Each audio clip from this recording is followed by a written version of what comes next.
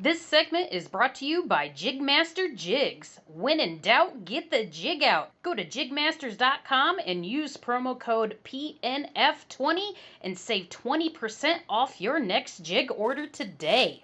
You're listening to Bass Fishing for Noobs on the Paddle and Fin podcast with your hosts Ryan Milford and Sean Lavery.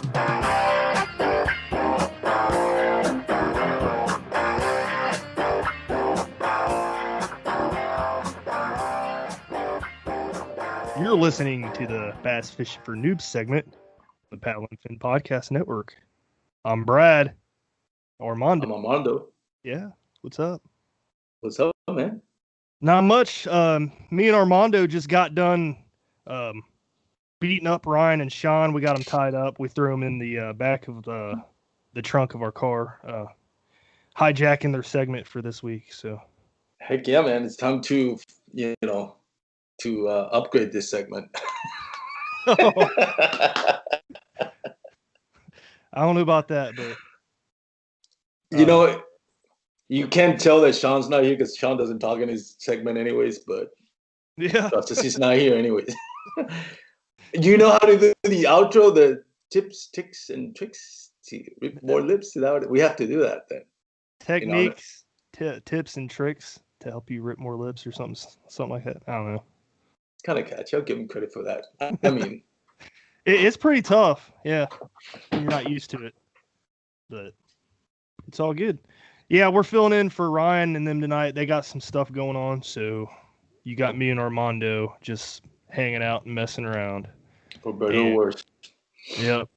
I think we're going to be talking about different things that we've learned throughout the season, whether that be tactics or gear or tournament perspective, and then might just throw a little game scenario in there. How does that sound? I like that part. Kind of nervous about it, but I like it. Nervous? Hey, this might be something you could steal for your segment for some people. That'd be interesting to hear. I know, right? It's I don't know, man. My segment is still evolving. Me and Brian were talking about it, kind of renaming it for next year or something. Mm-hmm. But yeah, definitely. Renaming a segment for next year? Maybe. We don't know yet. We're thinking about it.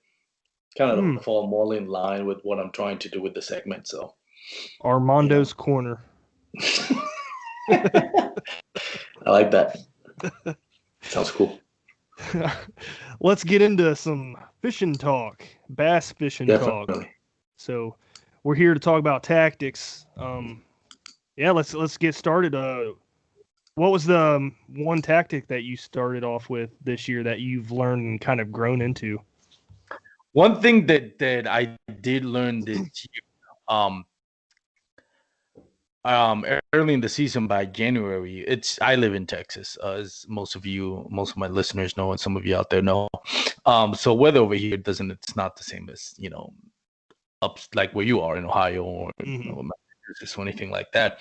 So one of the things that I learned about this year, like and granted, I've only been kayak fishing really for like 3 years. So I always rely, since I don't have anybody around me that does kayak fishing, actively does kayak fishing for bass specifically, I just have to learn by myself, which kind of sucks in the sense that, man, you see all these tournament anglers and you see about all the network that they have. And it's a reason why, and not to take any credit away from Russ Snyder and all those guys, but, they have that work where they talk to each other. They feed off of each other. And when you're like, don't come like me, I don't come from a bass fishing background. I didn't grow up bass fishing, like, let's say Jackson or, don't have that circle around me, so I just have to learn by myself. So I rely a lot on like what I see from Fluke Master, Tactical Bassin, and some other one out there that do a great job of fishing. But they're always going to be in their region, and what works for them, which is not necessarily what works for me. And I know I'm kind of getting long-winded with this, but the point that that thing that I learned, and I explain all this because it may be obvious to some people that have been years doing this, are part of that clique group that have that network of information, or that are from this background, grew up bass fishing. I'm sorry. But for those that are not just like me, one thing that I learned is you always thought that the first time I started fishing in winter, which in Texas, which is kind of mild winter compared, like I said, compared to up there where you are. I always thought, well, I have to go deep because that's what every video that I've watched is like, you need to go deep, you need to slow down. And this year I learned that that's not always the case. I've actually early in the season, in January and February, I was catching some big bass on shallow water, on 2 foot of water, with at noon with buzz baits and spooks. So I learned to start taking information from what I've seen again in some of the instructional videos out there in YouTube, and listening to podcasts like Paddle and Fin, which I started listening before I started my own podcast, especially the nude segment, which ironically we're hosting right now, and then piecing those with what applies to my area. And one thing that I learned, I was fishing in Joe Pool Lake, and they have these fishing bars on the north ramp and the south ramp, and it's full of clay rock, like white rock that they build for those fishing barge. So all that sediment, that white sediment, is spread out through this area. So it's all either rocky, or if it's soft bottom, is white clay. So what happens, one of the things that, for those who are not familiar, when you have a lake or an area of a lake that has a lot of stones like white rock, that that's purify the water. So water runs through the rocks and everything, and tends to be more clear. And one thing that I learned is the water in that area, in that cove, was clearer than any other cove that didn't have a fishing barge. And not only that, but the bottom of it was almost white chalk color. So what I learned was that on a mildly warm, I say mildly for Texas, like a 60, 50, 60 degree day, with no clouds in the sky, that area is prime for bass fishing, because the water clarity warms up the water and reflects, because since it's all stones, there's clay stones and white rock, it purifies the water, so the water is clear. And not only that, but the bottom is white or rock, so it tends to heat, create this thermal climate where it's really warm in that, and they're really active. So that's one thing that I learned. Like, I don't always have to go deep in to find bass on winter. Like it tends, like I've learned that's a cliche. You have to look at the location where you are, how that lake affects it. And in that case, even that cove, because those 2 coves where the ramps are unique. There's no other fishing barge that's full of like white rock and all that in that area. So that's really unique. That's like an own ecosystem, micro ecosystem on that lake. So that's something I learned. So 2 things that you did mention. You mentioned rock and water clarity. The rock, for a lot of people that don't know, rock holds heat. Yeah, and that's why riprap banks and stuff like that are always good for fish when it's cooler and the water is a little bit cooler. That they'll hug up tight to that rock and stuff. But yeah, so are you saying clear water heats up quicker than stained water? Is that what you're saying? Yeah, pretty much, because the sun rays just travel deeper into the water. Yeah, and like I said, that specific area where the water bottom is white, it bounces, the reflect bounces back. Where if it's like muddy or some areas with just black stone or just sediment, black sediment, like that black sand, then it absorbs, but it doesn't reflect it back. That makes sense. I've never really given much of that any thought. I think this coming year I'll see clear water. I'm like, I'll kind of realize that this lake might be warmer than another lake that's stained because it's clear water, and that's kind of interesting to me. Yeah, and I realized that because of I started, with the fish finder, I would start looking at water temperatures, and I was like, wait a minute, it's a lot warmer here than it is a quarter of a mile, where it's open when the cove opens up to the main lake. So I was like, oh, let's try it. Let's see. Well, you do got to factor in that the northwest side of the lake is always going to be the warmest part of the lake. Yeah. Because the sun is on it almost most of the day, you know. Well, in that lake, this thing is and I haven't fished the whole Joe Pool Lake, so some of my fellow Texans that are listening might, comment on our social media posts about this. I might be wrong, but from the area I was fishing, it looks like the west side of Joe Pool Lake, if I'm not mistaken, is more deeper. It's more like Cliff Wood. At least those two coves where the people that from Texas fish Joe Pool Lake know what I'm talking about. Is those brand new fishing barges that they put is all like concrete, cement, and white rock and everything. They're shallower, and it's completely different from everything else that's in the lake. So yeah, you're right. It does heat up. The only thing is on that lake, the northwest tends to be deeper. I got you. Yeah, that makes sense. Than the east.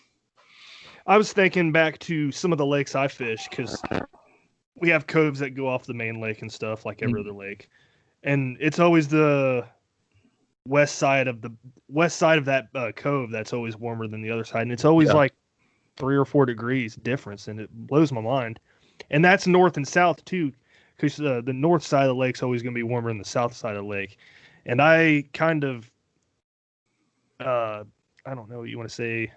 I kind of registered that in my brain last year when we were fishing a tournament. We launched on the south side. I went over the north side, and it was 4.5 degrees warmer on the north side. And I was like, man, this is weird. I had to go home and do some research, and that's what I found out, that it's always the north and the west sides. Yeah, and that's what I've learned too on like I said, watching videos on YouTube. Yep. Yeah, interesting stuff. I know you could go into a huge rabbit hole with all that crap, but I don't think we have it all put together to talk about it. Yeah, we're not experts. I am definitely not an expert. That's like we said, and that's why we chose this segment, like what we've learned. And again, what we learned is what applies to my area, not necessarily what's going to apply to everyone. Yeah. Interesting stuff. So if you throw grass into the mix, do you think that makes it not as warm as it could be?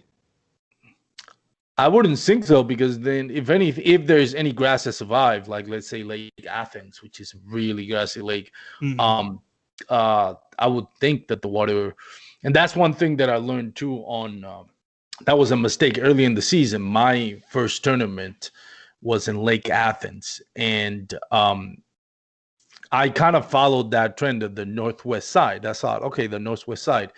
The problem was that northwest side was like full of trees, and it was a cove that had like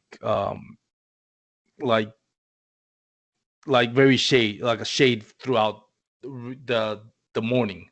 Most of the morning, even if it was on the northwest side, where other areas there were houses and the marina and everything, and they really didn't have a lot of shade by trees. So I started thinking, okay, well, I'll move to the northwest side and all that. Turns out when I got there, it wasn't until later, even with the northwest side, that it got really more sunlight, and I lost the tournament. I skunked, and what happened was I pre-fished, and pre-fishing went great, but I pre-fished it.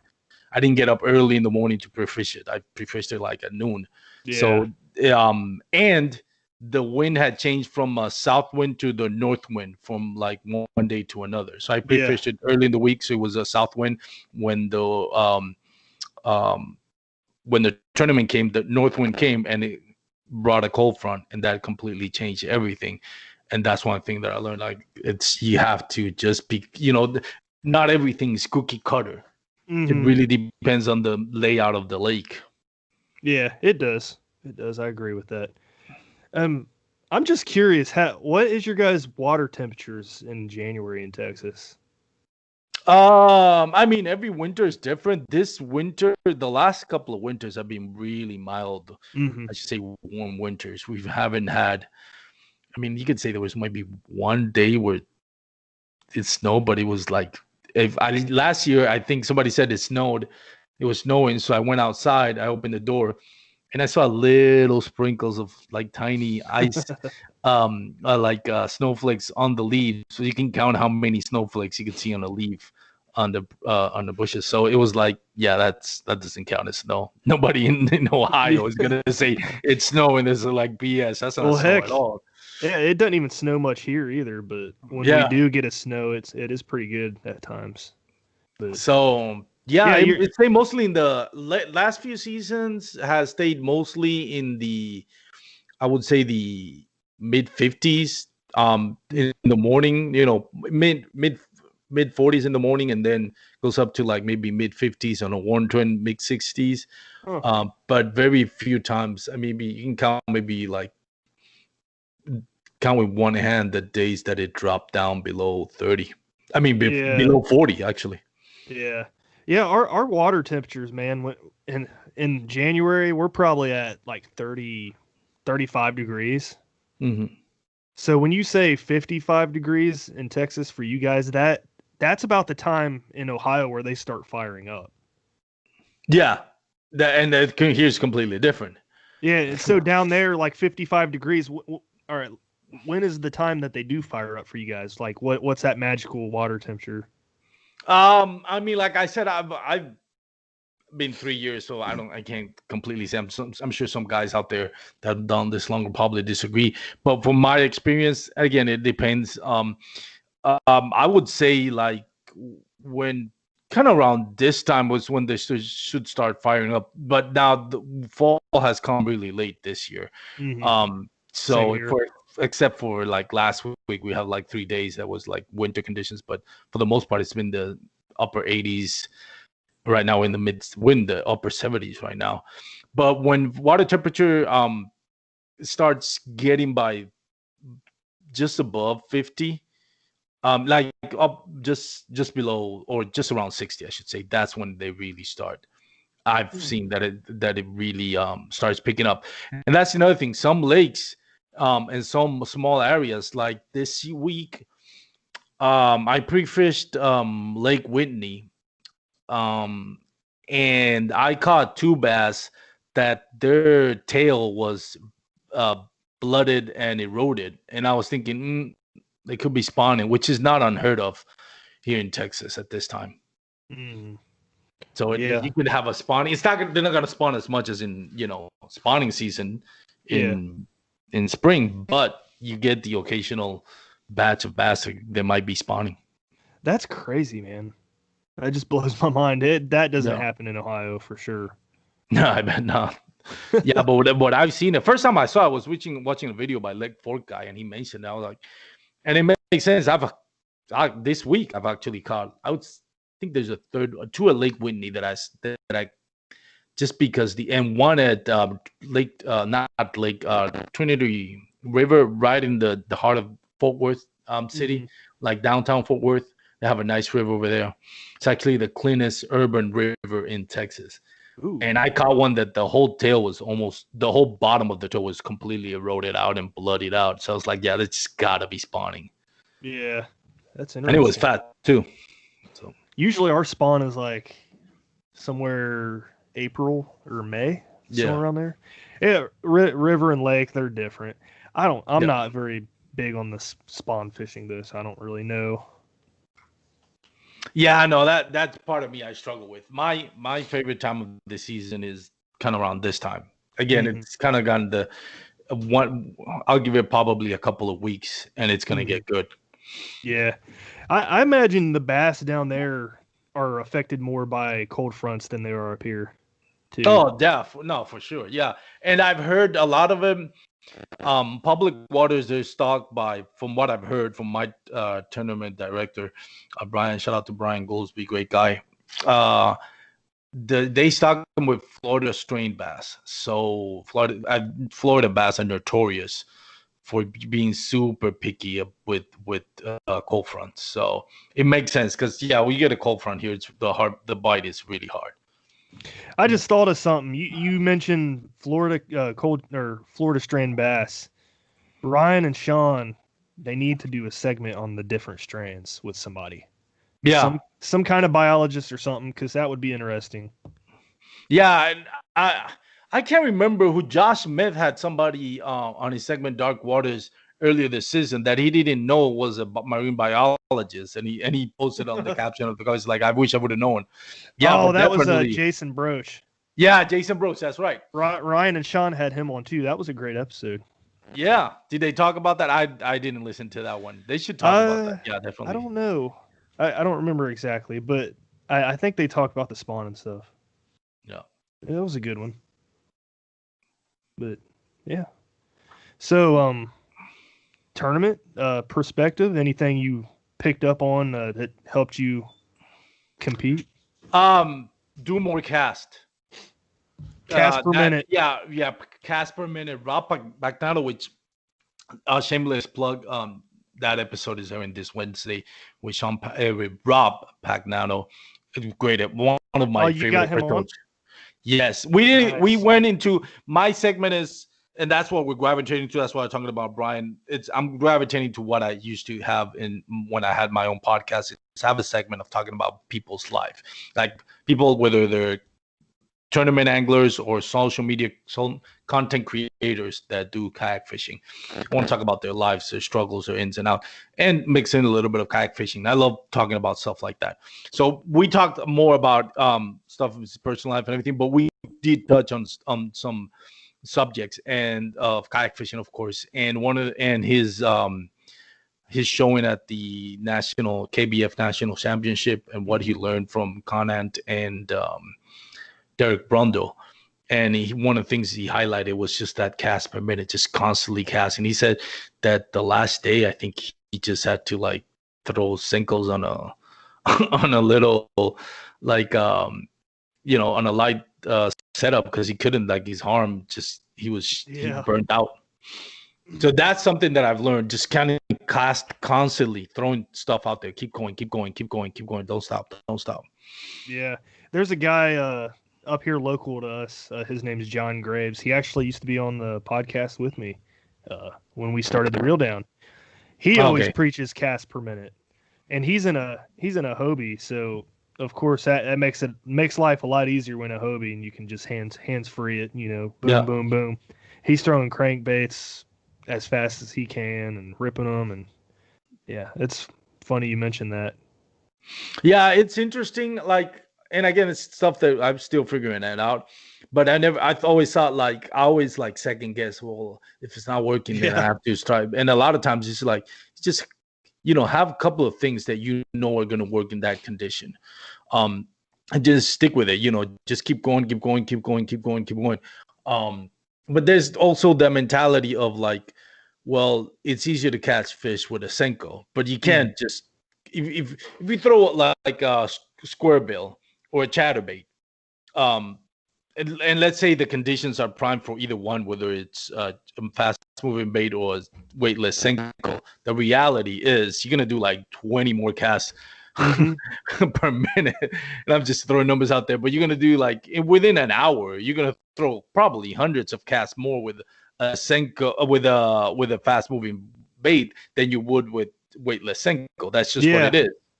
And that's interesting too, because we're talking about search baits versus finesse baits. The time I bring out the search baits is when I'm pre-fishing. Yeah. If I find a fish, I don't fish that area anymore. I come back on tournament day and then I start throwing the finesse stuff. And that's one of the things I've learned this year, and that's helped me grow as an angler, tournament angler, locally. So that's interesting. Do you, like, I've heard the first time I heard this was on Mike Elsa when he was, again, and shout out to Josh Smith and Doc Waters, when I think it was that podcast, or it could have been KBN. Mike Elsa was talking about his showing the national championship. And that same, what we're talking about, so all of a sudden I lost what was it that we just said? Mike Elsey, finesse fishing and search bait. Search bait, yes. Yeah. That he was God, I lost the train of thought right there. I had it in my mind. I think I know what you're talking about. Are you talking about when he was when he was fishing around the cypress trees? Yeah, I think so. And he had to drag it around by pedaling around the tree, and he's just dragging it slowly. Yeah. pretty much. But yeah, I'm sorry, I lost my train of thought there. But yeah, that kind of mentality, you know, that it's just like keep throwing, and then that now I got it. Okay, I'm back online. Okay, so Mike Elsa, sorry, I don't know what happened to me. I was thinking about something that I wanted to say later, and I got confused. But anyways, Mike Elsa and I got blown away by it. That he didn't set the hook. Like, he would fish and not set the hook. And I was like, what the heck do you mean by that? I could not understand. It's like, what do you mean he didn't set the hook? Like, were you throwing crankbaits and not like, or was it that he's throwing Texas rig? What were you throwing that you weren't setting a hook on? Yeah. And that's why I learned about it. I don't know if I could ever do that though. No, I've heard of guys doing that with Texas rigs, and there's no way I could not set a hook after feeling that bite. I mean, that takes a lot of patience. I had someone, I can't remember who it is. Was it? Too. Yeah. I think it might have been Chris Santoro. Jack fishing with Chris, I think. Yeah, way back in when you first started. And I think was it him? I can't remember. But anyway, I had somebody on my segment when I started. They're talking about they blunted out, or they will use hooks without barbs and blunt out the end, or bent the hook straight, stuff like that. Like, why? It says so I won't set the hook on it. I'm like, I don't know about that. I mean, it was wherever it was. I know it was a successful tournament angler, but I can't remember who it is. That going back to what I've learned as a tournament angler, catching a fish in pre-fish and just leaving that area completely alone. I know if I find one fish, I know there's going to be more in that area. You just got to find those areas that they're in that look exactly the same as where you caught that one fish. And I try to replicate that, whether it be in the same cove or in another cove or on the main lake somewhere. I'm more of a finesse guy in that aspect. I will pick up chatterbaits and stuff too, of course, but I'll always have the worm or the TRD on or something like that. But yeah, that's been one big thing I've learned about tournament fishing this year, and I think it's helped me a lot. That's a good point. I don't like what I started doing in my local tournaments now is I'll start pre-fishing it. Like, as soon as I end with one tournament, like, for example, the last tournament that I fished, as soon as that tournament fished, then I started focusing on the next one, which was, about, usually they have like 3 or 4 weeks. So I started every week going to that lake and figuring out a different spot. So so I had like 4 weeks of pre-fishing, and I would go like around 2 times a week, weather permitting. And then that week of the tournament, which is always on Saturdays, then I will go maybe one day, and hopefully I had it somewhat figured out, and I'll go just one day to check up to make that final decision which of the spots I'm gonna hit, because that's closer to the tournament day. So, and that's how I would decide how to do it. But yeah, I have to learn to be more disciplined of just letting it go. Yeah. Hey, I found the fish. Okay, that's it. Move on. Let's go to another spot now. Yep. It's hard to do, but man, you don't want to wear your spots out. That's for sure. But and I think that's the balance too. I'm sorry, you were gonna say something. I don't want to get you out of your train of thought there. No. You sure? Not really. Yeah, you're good. That's one thing that I kind of like balance it out, because I love kayak fishing, whether it's a tournament or not. So, and I'm focused, and I'm going to start focusing now also on doing some content creating, maybe some YouTubes for sponsors and stuff like that. And just because I enjoy it and for myself to document. And if some people out there like it, that's fine. If I get likes, if I get follows, that's fine. If not, I really don't. Okay, I'm not trying to be, the super editing guy that's going to blow everybody away with great editing. But just like to document things and then put them out there. And it's the balance of learning kayak fishing, learning to be tournament, and then still enjoying it. Because a lot of times, like you said, if I want to go out there because I enjoy it, but preparing for a tournament, you really take a little bit away from the enjoyment, in the sense that you're out there cliche as it sounds, big for the tug, and then you have to fight every instinct that say, no, I'm going to leave this spot alone now that so you're really taking away from your enjoyment. So that's one thing for those out there listening. It's great to come in as a tournament because you learn to, especially for me, again, that I don't come from this bass fishing background. I don't have anybody close to me around me that does kayak fishing that I can feed off from. So the only day that I really go out there and fish with hammers is when there's tournament time. So I balance it. I was like, okay, let me break bread with these guys and talk about it after the tournament and kind of watch them. And, some of them I'll tag along, say, hey, man, you know what, if I tag along, kind of see how you're doing and sometimes, and, learn. But at the same time, I learn more, but it's also a lot more sacrifice as far as enjoying kayak fishing. So for anybody that really loves this sport and has a passion for it, just know what you're getting into. Tournament fishing, even if you're not good at it, it's great to learn because you get to break bread with some great anglers out there and learn. That's the best way to learn. If you go out fishing with an expert, that's the best way to learn. Yeah, and not only that, it pushes you to want to get better too. Yeah. After a while, you get tired of losing, man. You're just like, I don't want to do this. I want to get better. I want to win, and that at least me, that drives me. And I'm just like, no, top 10's not good enough. I want to win. Yeah, and that's a different mentality. Some people out there to go just enjoy fishing. I'm like, and that's fine. Oh, I'm not saying you're wrong at all. No, but it's just that I can mentality. Do that. Yeah. I can do that without paying money. So if I'm paying money into it, I'm going out there to win. Yeah, but it's just that have that realistic perception of what is it that you want to do and what you're doing, what you expect to get out of that. If you're a tournament angler and you're not really great at it, what are you expecting to get? Are you expecting to win? Because if you're just learning, chances are you're going to be frustrated. Now, if your expectation is like, I don't want to win, I just want to learn more fishing. So when I'm out there enjoying myself by myself, just fishing for fun, I get to catch more fish. Then that's great. You're there, even though you're paying for the lessons, pretty much. Yeah, I can see that. That makes sense. But going back to the pre-fishing thing, I notice if I have a crappy pre-fishing day and I catch maybe 1 or 2 fish, all within like the same area, I know where I'm going the next day. For example, one of my tournaments this year, we fished from sun up to sundown all day long, 90-degree weather, caught 2 fish all day long. They were in the same cove though. So you know what I did? I went to that cove. I went up and down that cove all day long. It was probably quarter to half mile. I just kept going up and down, up and down. I got my limit within the first hour and I just kept upgrading. It's that patience, man. But yeah, it is.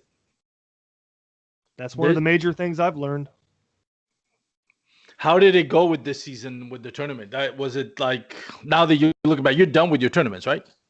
Yeah. This season, how did it go? Like, are you satisfied? Oh yeah, I'm completely satisfied. I competed in 4 of them, I think. Let me see. I think I competed in 4, or no, maybe 3. I got 2nd, 4th, and then 8th in those 3.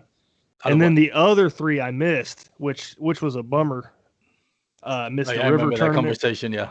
Yeah, I missed a river tournament, and then the one where I hurt my hand the day before, I ended up not doing that tournament, and then something else I can't remember exactly, but yeah, I could have been right there in the mix for Angler of the Year, but things happen. It's all good though. But yeah, that's all you can ask for, man. I'm completely satisfied with how the season went for me. I broke my personal best a few times this year, largemouth and smallmouth. Nice. Yeah, it's been a good year. Can't complain. I didn't expect to get a 2nd, 4th, and 8th place, and especially in my trail, man. There's some good anglers in there. How many do you usually have on your trail competing? Oh man, we have at least 30 every tournament. The first one, nice, the first one we had 68, and then we had 40 plus a couple times. 40 plus a couple times. Nice. It's a big trail out here. Yeah, it's It's fun, man, and I enjoy the camaraderie and just learning. And hopefully next season, it's been a crazy 2020. God knows what 2021 is expecting us. Everybody thinking like, oh, it's gonna not get better. looking I any know, better, yeah, man. yeah. It's like I hope it does. I want to be positive, but honestly, it's like it's right now. I'm like, whatever it is, it is. And just You know what's cool though? What? In like 50 years, if podcasts are still around, people are going to come back to this and listen to it, and they're gonna be able to see the perspective of what we went through this whole year. You know what I mean? And they're gonna be like, "Oh, that's crazy. They had to go through all that." If we survive. God knows we'll be 50 years from now. It's like a time capsule, dealing man. with it, yeah. The podcasts are like a time capsule. It's kind of cool. Yeah, it is now, man. With technology now, it's like everything's out there, Yeah. It's not like records that vinyl records or tapes that you get, those cassette tapes that get wrapped around like a bird's nest on those, and then this will stay there forever. Yeah. I would imagine. Yeah, it's cool. Like, I don't know, if I'm here in 50 years, I might circle back around and just listen to how stupid I sound. How Armando's full of crap. Oh yeah, I forgot about that Armando guy. I wonder what happened to him. That's funny. Speaking of big, so in general, not just tournament. I would assume if you're satisfied with your tournament, you're satisfied with your overall fishing experience on 2020. Or are you satisfied with overall your growth as an angler in 2020? And what's the one thing that stands out for you about 2020 related to kayak fishing, of course? Probably just the different bodies of water I fished. I have not traveled as much as I have this year, which is ironic because the year we're not supposed to travel, I've traveled the most I've ever traveled in my life. But yeah, I fished a lot of bodies of water. I fished multiple different rivers. I did a river tournament in Indiana and I did well, 17th out of 78. I was extremely happy about that one. Can't complain. Yeah, that was a highlight, man, because I got to hang out with two Paddle and Fin listeners, Josh Cravens and Nick Nicrelli. Great guys. Yeah, float the river with those guys. Yeah, we're good friends now. It's cool. Got to meet Josh Shrinko too, the Smalley Talk podcast host. That was awesome. There's some great podcasts out there, man. Yeah. And that's one thing I love about how Brian operates the Paddle and Fin is like we talked about it. There's no rivalry here, man. I've listened to almost every podcast. I don't listen to but I try to do shout out to also the guys at what's the name of it? Paddler's Playbook down in South Texas. They do I've more never like listened to that one. It's great, very professional. I love what they're doing out there. It's mostly saltwater, like marsh fishing, flounder, redfish, trout. But great podcast. They were recently on Dark Waters, on Josh Smith's Dark Waters. Yeah, I'm a little behind on his, man. I need to catch up. It sucks. Josh Smith sucks. I'm kidding. Nah, I love that guy. He does suck, man. He calls me Big Bird. He sucks. See that guy. Those fools are funny though. Have you seen him?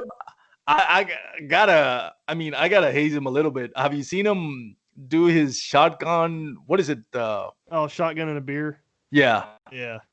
I feel sorry for him. I mean, I love his face after he does it. He's like, yeah, no, bitter beer face. What is his name? I forget. This guy from Pennsylvania. He cracked me up so bad, man. That guy's hilarious. I need to bring that guy to my podcast. I'm gonna shoot him a message. What's his name? PA. I forgot. You should see him trolling him on Instagram in his comments. Like last Jake post. Harshman. Yes. Yeah. He said, yeah, I remember my first beer too. That cracked me up, man. I was like, Jake Harshman, that guy's a savage. That guy's hilarious. I need to have Jake, if you're listening, I'm gonna hit you up sometime soon to have you over to my podcast. I love that guy. He's a good interviewer. I enjoy him. I heard him on KBN and stuff like that before. Jake? Yeah. Yeah, he is. I enjoy the heck I laughed. His first podcast with Dark Waters Kayak Fishing, I almost drove off the road laughing at some of the stuff he said, like describing how he loves his bass. Oh my god. He's something like, I love like fat mamas on spandex or something like, I don't know. I can't remember. It was hilarious. Yeah, I remember that. That is great fun. dude, great character, man. Yep. Well, we covered some things we've learned, so yeah. I guess Scenario? we get into the scenario game. You got a scenario you want to throw up in the air, and we could talk about it. I'll let you start since you brought up the idea because I have no clue. All right. I'll see steal here. from you. Let's see. Bluebird skies, sunny, 82 degrees, water temperature is 78. Mm-hmm. No clouds in the sky at all. Let's see. A lot of grass in this lake, and the lake is not deep at all. What are the first three things you're gonna throw at these fish? I just had that exact scenario the day we do that Instagram takeover, me and Dustin in Wheeler Lake. So I can learn I can learn from Dustin what I've learned.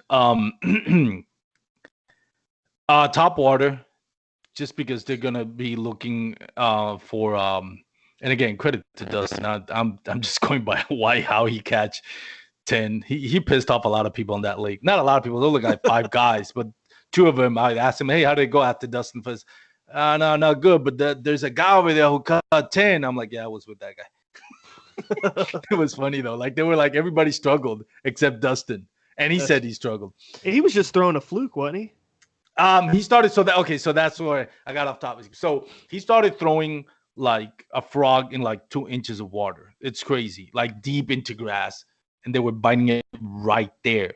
And I was throwing it deeper because I thought, well, the water clarity. I mean, but it was early in the day, so I guess they weren't affected by that, and it really worked when they were wind blown. You know, the shores that the wind was sheltered wasn't working that well, but when he started throwing it where there was wind sheltered, that's where they were.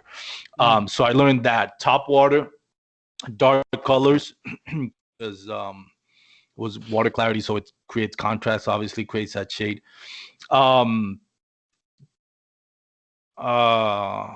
Grassy lakes. On the grass line, something that I'm really trying to get better at, Carolina rig, ribbon worm on a Carolina rig. Oh yeah. And on the grass line as well, just a swim bait, like a chatterbait, or something that's not gonna get caught up in grass as easily. Mm-hmm. So maybe like a chatterbait,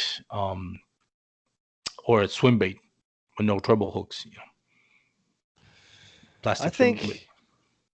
I think my 3 would be a buzz bait in the pockets wherever there's a clearing, where there's no grass. Technique I picked up on this year was like a weightless crawl imitation on a spinning rod, medium heavy. Throw that in that same clearing area and just let it fall on the edges of those grass lines.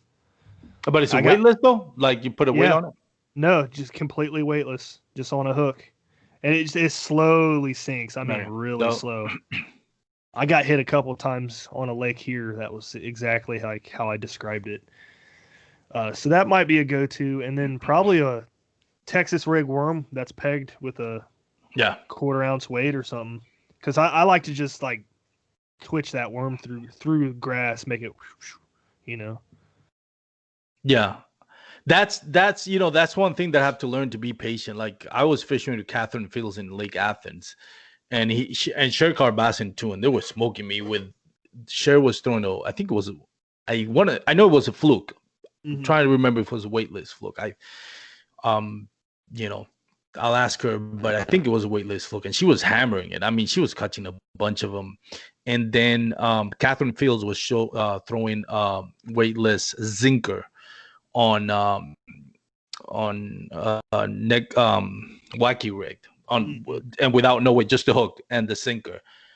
I'll give props to Catherine. I tried. I can't do it. it's like, God, I need to get better at this. I need to be more precise. Like especially a sinker, like even like it was like I know it doesn't float, because but still it's Z-Man. It's super slow descent. It's not even like a Senko that even without a weight it goes down pretty quick.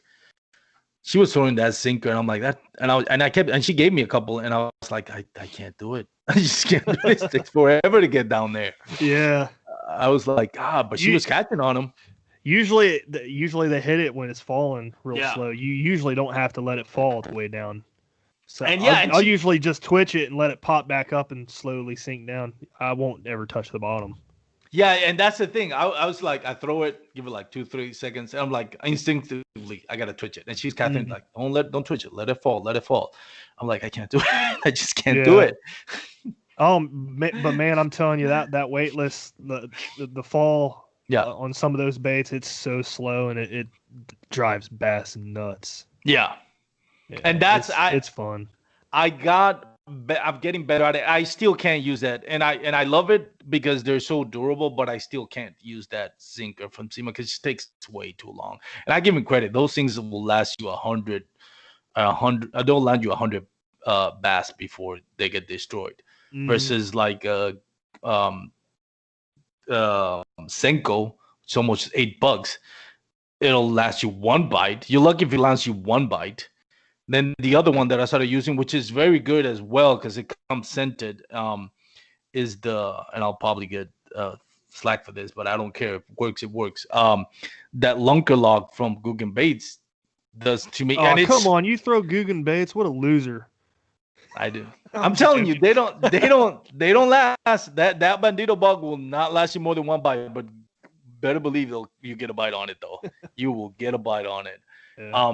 So the Lunker Logs I started using because they were cheaper than the Senkos, and they work just as well, and they come scented too. But the same thing, it's like, especially if you put the rubber bands in it, oh, forget it. It one strike, it's all you're gonna get out of it. One strike. If you got one, you better land it because you're gonna lose it. Yeah, but with the baits being that soft, they tend to work a little better. I'm getting. Oh yeah. Not work. The action's better. That's what I'm trying to say. I mean, I don't know if you've done this, but I've done it like in where I live, the complex. They have a pool, and usually I'll do it in winter. I'll go to the pool and then try baits out and see how they work. And the action on a Senko going down, there's nothing like it. And I tried the other ones that I'm using now is the Barclays, and I'm not a big fan of Berkeley's, but they got 2 baits. No, they got about 3 baits that I'm using. They're Pit Boss that I love. They're Senko style worms, and what was the other one? Oh, and those HD Cross, which I posted. Those HD Cross are money too, because it doesn't float, just the claws float. So it'll. Oh yeah. I love those, man.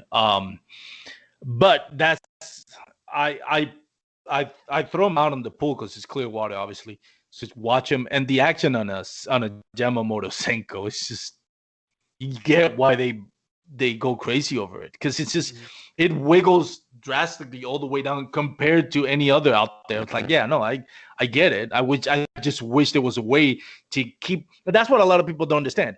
People like hate on it. People hate on like maybe the Bandito bug and the Yamamoto Senkos.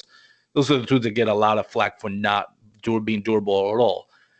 And I get it. I'm especially on this Senkos because they're like $8.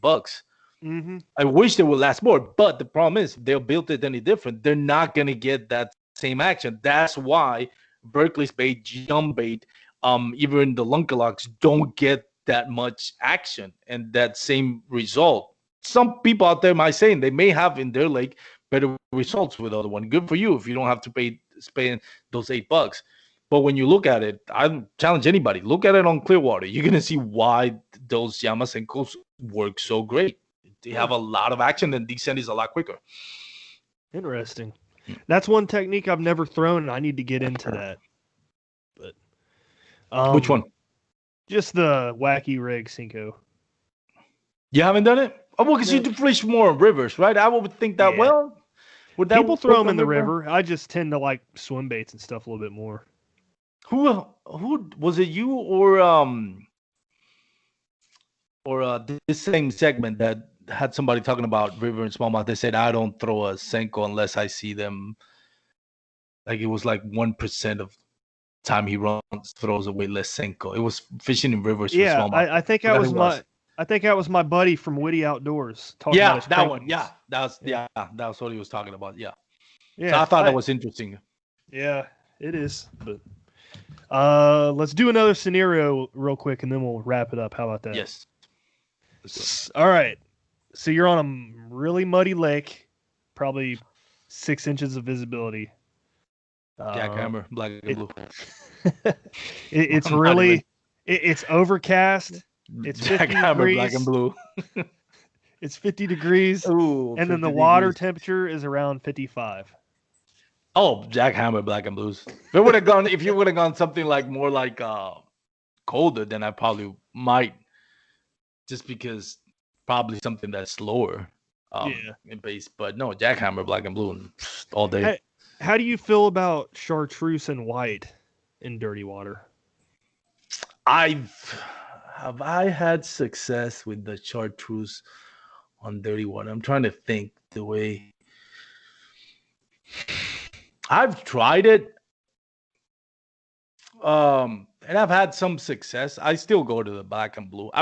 Black and blue, even on Jake Harshman again, PA kayak fishing. Forgot his name. You were talking about that on my post for Instagram. Like they came up with so they have the jackhammer now with the stealth blade, right? Yeah. And he was telling me, well, I don't know why they make it on. If it's supposed to be stealth, why they do it in black and blue? I'm like, I've thrown black and blue on clear water, and it works great. Black and blue works on everything. Everybody says like, oh, you have to throw on dark water. Throw black and blue on clear water. Dude, that thing will still get strike. Oh yeah, I just had this conversation with a buddy as well, and I throw black and blue in all water conditions. Yeah, it don't matter. Even if I'm throwing a finesse TRD or a Texas rig worm, I'll still throw a black and blue worm in the grass. I love it. Yeah, even if it's clear water. Oh yeah, and the grass too. I don't like throwing the green pumpkin on green water on where there's a lot of vegetation, because I think a lot of times it camouflages too much. It could, it could. So I like throwing black and blue. That's what I've had more success. So something depending too. If it's sunny, then something with flakes. Watermelon, pumpkin red, or something like that. But if it's like clear water, if it's like vegetation with like clear skies, I'll throw black and blue. Yeah. I completely agree with you too. If we're fishing muddy water, I'm grabbing that chatterbait first. But I will give you this little bit of information that I figured out kind of. Go ahead. Glenn Young hit on it when we had the chatterbaits episode. I was using the Project Z with a turbo crawl. And since the Project Z is a bigger profile than the jackhammer, I tend to like that better in muddy water for that reason. And then you add the turbo crawl onto it, it just gives like this bigger looking profile, and I just think it works better when the water is super muddy. Yeah, that Project Z, that's still like a chatterbait for jackhammer for Z-Man, right? They have like 100. I'd say hundreds. They have like half a dozen type of seamen, right? We were talking about that on my segment too. It was your segment. They were talking about that. That was yours. The one that has the wobble head, the CFL, called the Canadian Football League chatterbait. I don't know. Yeah, they have a bunch of that one works too on dirtier water. Yep. Yeah, it's chatterbait's good in general, man. I love that bait. Yeah, I caught 2 fish on it this weekend. 49-degree water temperatures. Jerking it through grass, and I caught a couple of them. Derek Brundle talking about how he used the jackhammer on the national championship KBF. That's podcast gold. I'm sorry, that is podcast gold. If you have not listened, and I don't, on whatever podcast you listen to, either ours or Dark Waters or KBN. Listening to Derek Brundle talk about using jackhammers is podcast gold, I'm telling you. Yeah. It's good stuff, man. Yep. That was the last scenario. So we can wrap it up, man. Yeah, we did almost an hour. Yeah, I think so. We probably Brian will probably fire those two knuckleheads. We're gonna have to do more work with no pay. I don't know. We got to nail this outro. Oh yeah. If we don't nail the outro, I think Brian will fire us too. Hold up. We have to. Let's listen. I know what it is. Well, are you sure though? Don't be too cocky. I do. We need to get. I'm looking for an episode that we have at the tips, tricks. It's just his soft voice. He has such a soft voice, man. He's. Don't forget to check out the YouTube channel. Brian with his outro. Get out of here, Brian. Nobody wants to listen to you. No, really. I got it though, dude. Okay, you got it? We got it. Go ahead. All right. You got anything else to add? No, man. For your PFDs, be safe out in the water. Enjoy I've been saying this on my podcast lately. Remember 120 rule. Stay warm. Fall in the water. Make sure you don't get hypothermia. So 120 rule always. Good rules to follow right there. Yep. With that said, this has been the Bass Fishing for Noobs segment, bringing you the techniques, the tricks, and the tips to help you rip more lips. Nailed it! See ya! Thanks for tuning in to another killer episode on Paddle and Fin. Don't forget to go check out our website at paddle_and_fin.com. Don't forget to check out the YouTube channel at Paddle and Fin. If you got a question, comment, want to hear from a future guest on a future episode, feel free to email us at paddle_and_fin@gmail.com. Don't forget to follow us on social media at Paddle and Fin on Facebook and Instagram. Shout out to our show supporters, Angler. The Angler button and app just makes for a better time on the water and creates a virtual logbook for every fishing outing out on the water. Shout out to Rocktown Adventures, located in Northern Illinois, for all your kayaking, camping, and hiking needs. TRC Covers, protect your investment. Ketch Products, shout out to Ketch Products. Go to ketchproducts.com and put the Paddle and Fin logo directly on your catch board. Shout out to JigMasters Jigs. When in doubt, get the jig out. Go to JigMasters.com, use promo code PNF20 and save 20% on all your jig and tackle needs.